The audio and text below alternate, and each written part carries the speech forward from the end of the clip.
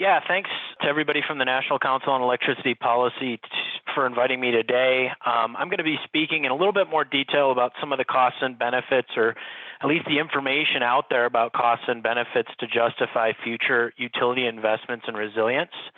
I want to point out before I begin that a lot of these investments that I'm going to be talking about today aren't necessarily DERs. They're more what we consider traditional bulk power system or distribution system level investments. So these would be in front of the meter types of investments that I'm going to be exploring today. Now, having said that, some of this information is still really relevant if you're thinking about DERs or energy efficiency or any of the benefits associated with resilience of those types of strategies or investments. So see if I can advance my slide. So I'm going to talk about a new study that we just posted very recently. And this study is called Case Studies of the Economic Impacts of Power Interruptions and Damage to Electricity System Infrastructure from Extreme Events. And the idea with this study was really to just see what's out there, looking through a case study approach about how utilities try to get cost recovery on damaged infrastructure, but also how do they try to justify future investments in both power system reliability and resilience. And it relates to the NSPM through a discussion around utility impacts. Again, I talk about cost recovery on damaged infrastructure. This is damaged infrastructure to the utility itself. Ratepayer impacts, some of the economic measures we look at are avoided power interruption costs. And then societal impacts. These are avoided regional economic impacts. So you can have a situation where a power outage occurs at Ford Motor Plant. That's a direct cost to Ford. They're a ratepayer, just like everybody else. But because Ford's down, that means that upstream and downstream suppliers of Ford Motor Company may have economic impacts even without having a power outage themselves. So these are sort of these societal impacts when we think about resilience and reliability. Why did we pull this study off? Well, it turns out that these long-duration, widespread power interruptions are happening more frequently, and this is largely due to natural hazards, extreme weather, major storms, like you see Hurricane Francis here on the right. And these are power outages that last days, weeks, or even longer, and they can affect places beyond just the utility service territory. They can ripple out through an entire region. And so there's this growing need on the part of utilities and regulators for information on how these long-duration, widespread interruptions impact both customers and society, especially related to power interruptions, and how do the costs and benefits of utility proposed investments play out, and how are these investments used to mitigate such impacts. So we investigated a few very specific questions as part of this project. First, how are utilities assessing the costs of damage to their systems? Again, these are in front of the meter infrastructure damage. So this could be a down power line, a damaged substation, a flooded substation. So how are they assessing these costs? And how are they, basically requesting cost recovery of the regulatory commissions? The second is, how are utilities or regulators or consultants estimating costs of past power interruptions? And then how are they estimating the costs and benefits of investments to reduce these power outages? And then finally, we really explore these issues related to the concept of resilience. This term resilience is thrown around all the time. Everybody seems to have a slightly different definition. And so we wanted to explore the regulatory record, like how is this term actually used and implemented to value preventative investments to avoid risk. So as I said at the onset, we conducted 6 case studies of investor-owned utilities, and we picked these 6 because it's a broad geographic range here, ranging from California all the way up to New Hampshire and down to Florida.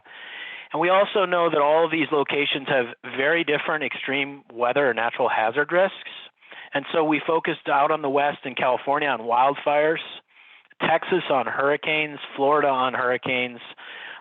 Maryland, we focused on the Baltimore gas and electric service territory because they've had some recent derecho events. There's a picture down here This is a derecho event. These are high-speed wind events that are basically just, come across large regions and basically wipe out large sections of infrastructure and utilities.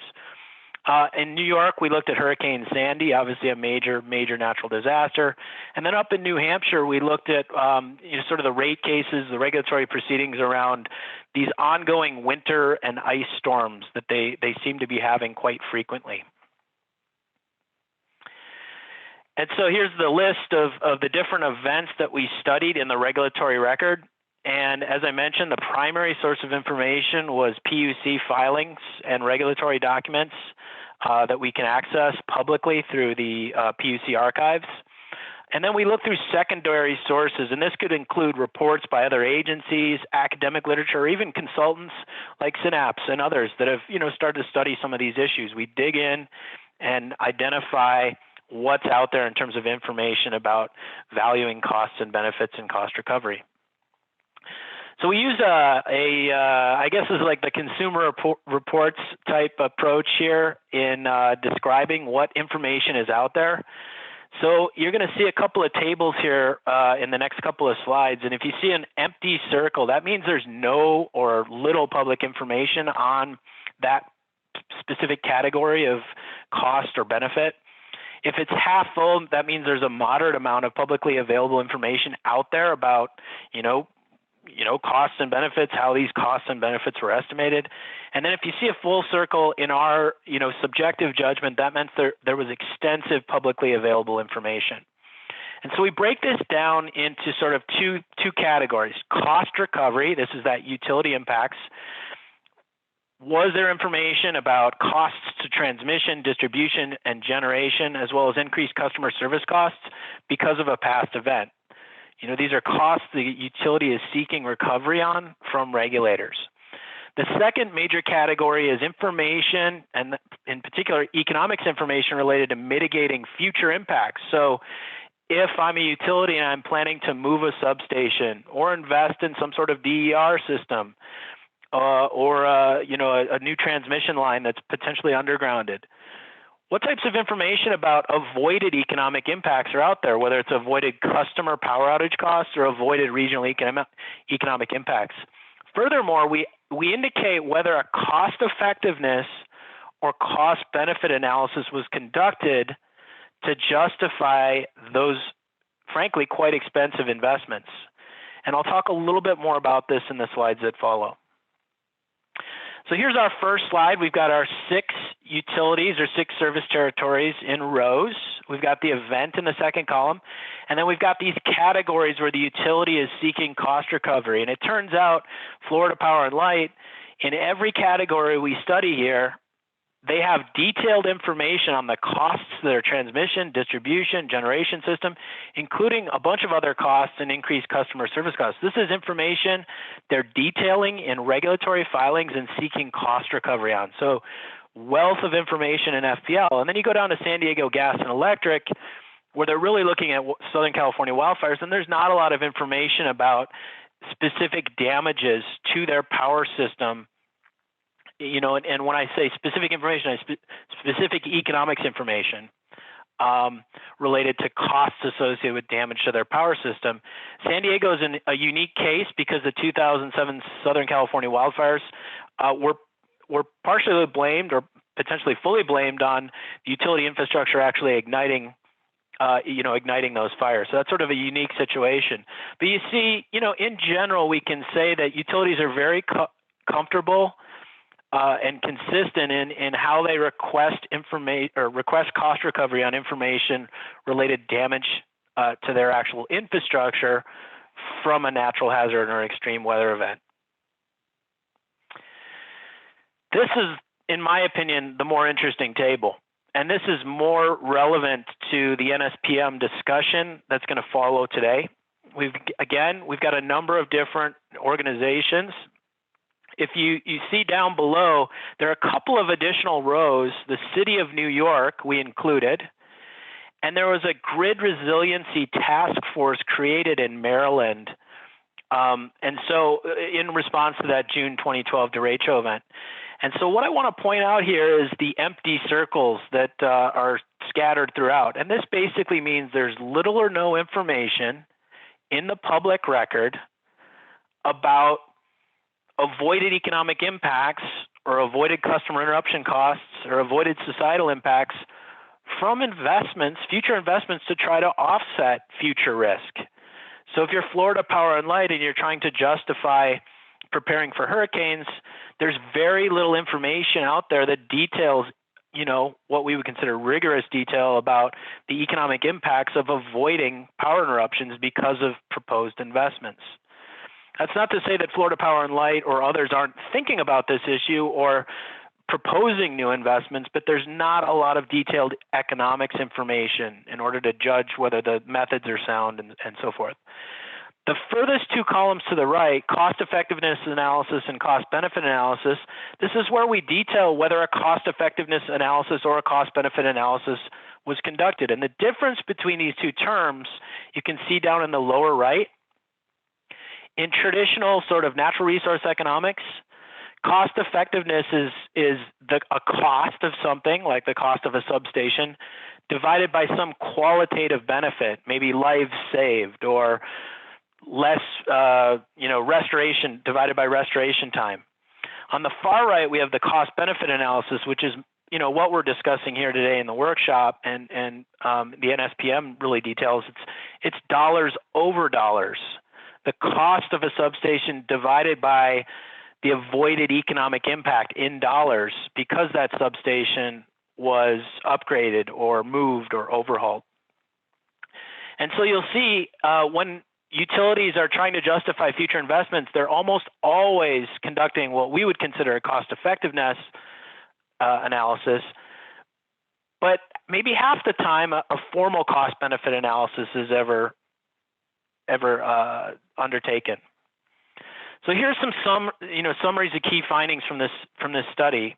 This is no big surprise. How do utilities assess the cost of system damage? Well, utilities are really comfortable and have a long history going back decades of conducting detailed physical and engineering assessments of damage and then putting a dollar value on that. It's very easy, relatively speaking, to put a dollar value on how much a substation or a downline costs both to repair and maintain. How do utilities estimate customer costs of past power interruptions? Well, they often report statistics, including how many customers were without power, including the mix of customers without power, but they generally don't put a dollar value on those impacts. And so how do utilities or others estimate the costs and benefits of investments to reduce power system vulnerabilities?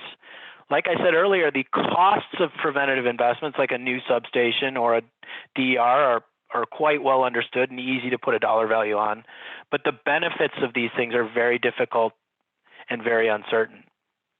And so, as I mentioned earlier, the cost effectiveness analysis is the most common method used. So it's dollars cost of some investment divided by some qualitative measure. Berkeley Labs interruption cost estimate calculator, ICE calculator, was used, but there was no evidence that avoided cost information is being used specifically to put a dollar value on long duration power outages. The ICE calculator is a tool that we develop here in partnership with DOE and Nexent to put a cost on power outages, and it's really designed for shorter duration power outages. And then this is a really critical point, this last bullet. No utility or regulator used regional economic modeling to estimate either direct or indirect costs of power outages. The only example we have is a consultant hired by the City of New York after Hurricane Sandy did a regional economic impact analysis on a proposed investment. It wasn't the utility, Con Ed, and it wasn't the regulator. It was the City of New York hiring a consultant. So how do regulators and utilities use this concept of resilience? In the 6 case studies, the term is thrown around. In 2 of the studies, it's thrown around a little bit less. And in 2 of the studies we looked at in the regulatory filings, there's no mention of resilience.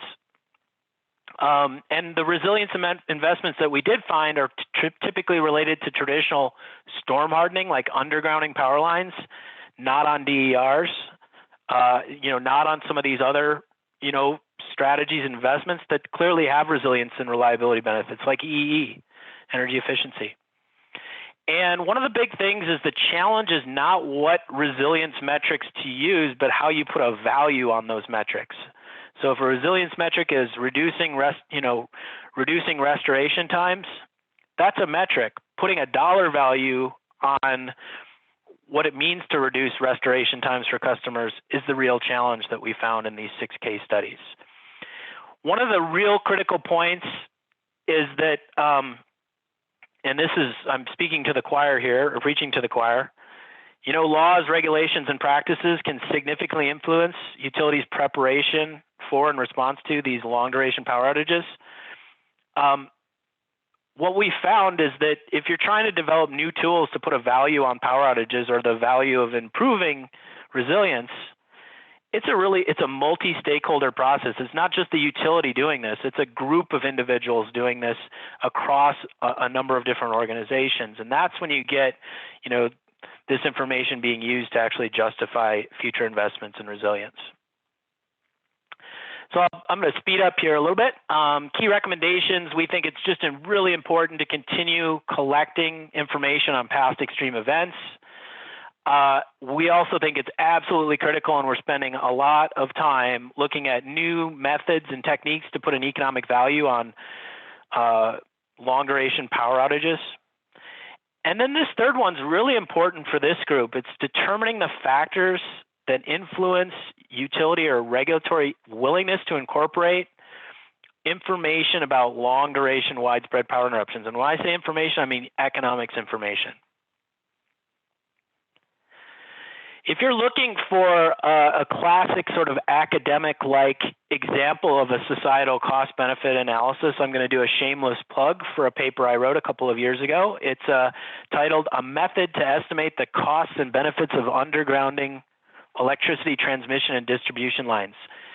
Maybe you don't care about undergrounding, maybe you care about DERs, or maybe you care about energy efficiency or other types of investments. This is a nice framework that lays out how you conduct a cost-benefit analysis, and this I did from the perspective of a regulator. So we talked about perspective earlier. Joe Palladino had a great question about that. The perspective of this study is a regulator that's attempting to maximize societal benefits. And so it was looking at a mandate to make all of Texas investor-owned utilities underground their power lines. No big surprise, it was a huge net social loss to mandate that. Another shameless plug are a couple of projects that we're working on, or initiatives we're working on to put a dollar value in resilience. We're working directly with Commonwealth Edison to develop a tool called POET, the Power Outage Economics Tool. This is where we take power interruption cost surveys and combine them with regional economic models to put a value on resilience, a value on long duration power interruptions or avoiding long duration power interruptions. So if you want to know more about that, please email me. That's what I consider our most cutting edge project in this space. Second, we're working on a major initiative to upgrade the ICE calculator, the tool that's being used to justify investments in reliability across the country. It's badly in need of a major overhaul and upgrade. It's very expensive to upgrade it because you have to conduct surveys across the country. And so we're actually signing contracts with utilities right now to have them fund the national lab and our partners to upgrade the ICE calculator. And so we're looking for regulators and utilities to join the partnership. We're trying to get 20 utilities to sign on from across the country, and we're well on our way to making that happen. And so finally, our reports can be downloaded here, emp.lbl.gov. If you want to talk with me about any of this stuff or the POET project or the ICE calculator upgrade, my contact information is right here. Please feel free to email me or call me anytime. I'm quite accessible. Thank you very much for giving me the opportunity.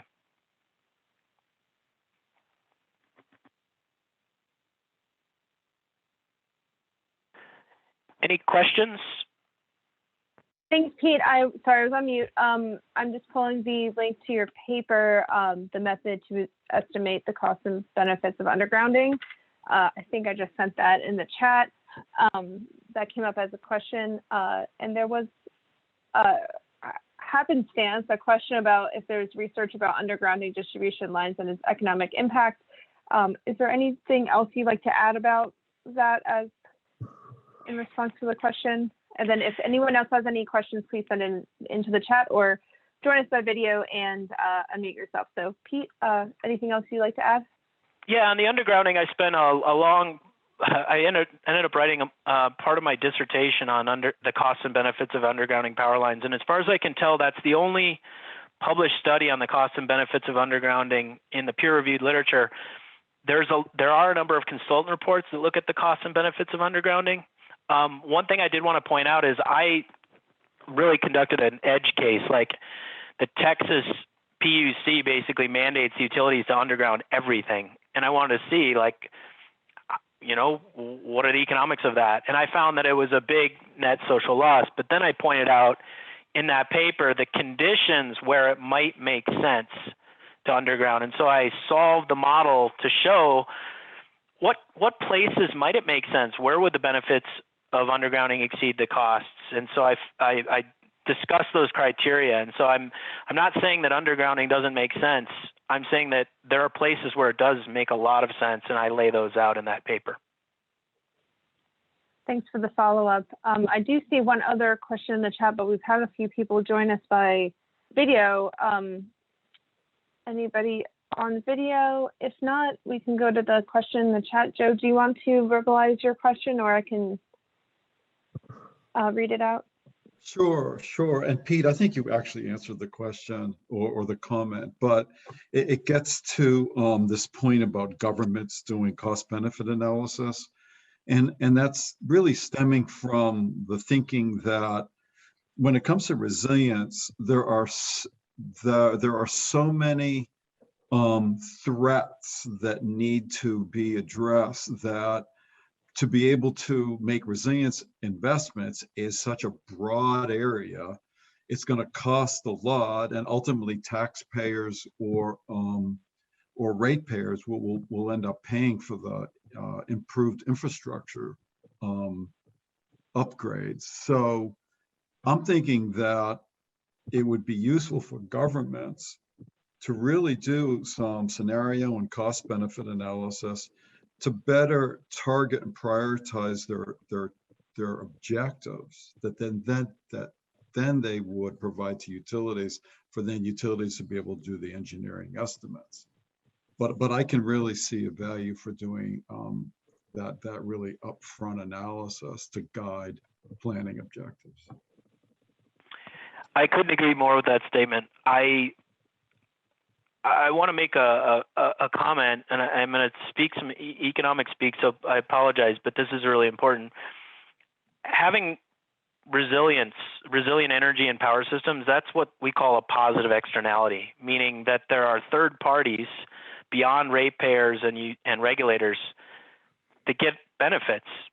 And so for that reason, it's sort of like a beekeeper. There's the selling of the honey, that'd be the electricity to ratepayers, but there's this pollination benefit from having bees. And that has a nice sort of corollary to power system resilience. There are all these benefits, national security benefits, these things that go well beyond the utility service territory that's, regulated.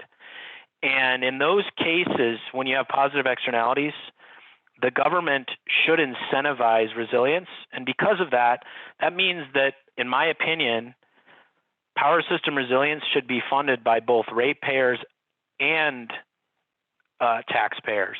And so because of that, I think it's important for governments to conduct cost-benefit analysis in close collaboration with the utilities and regulators that may span multiple jurisdictions. Thank you very much. Appreciate that. Thanks. We have Pete. Pete does have a hard stop at 3. Are there any final questions for him? He won't be able to join us for the rest of the training, so we just want to make sure we get those questions in. I'm not seeing anybody unmute, so there's no other, Ms. Wilson from, nope, okay. Looks like Fred had a Yes. Fred had a question. I can talk offline with him too, if whatever works.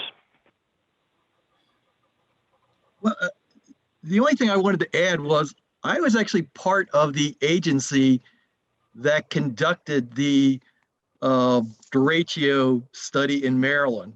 And it was a result of the fact that we had massive amounts of outages, particularly in the Baltimore gas and electric distribution area, similar to what we saw in a hurricane, but because of this derecho storm, and it was a first-time event.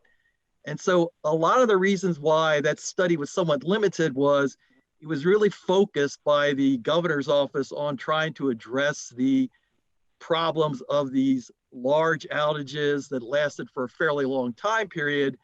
Part of the reason was the utility was essentially caught flat-footed by that storm because of the dynamics of it, the way it came on a sudden thing.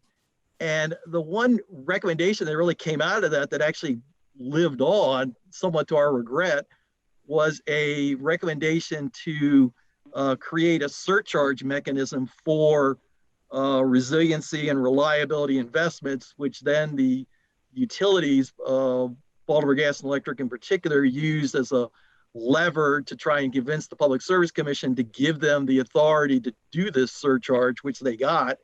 And they've been doing various resiliency and reliability investments on their system, but it's been more the traditional stuff with closers and limited undergrounding and things like that, without really looking at some of these broader policy things. And so there's been ongoing proceedings in front of the Maryland Commission over the level of the investments and whether or not they're actually providing the benefits that are supposed to be attributed to the reliability. Thanks, Fred, for that perspective. Thanks for sharing on the ground what you heard. Pete, if you have any comments to that, maybe you could type it into the chat. We do have to keep moving, unfortunately, but thanks for sharing that. Julie, do you want to give an overview of what to expect for the deep dive, and then we'll do a quick 5-minute stretch break and come back for the deep dive. Thanks.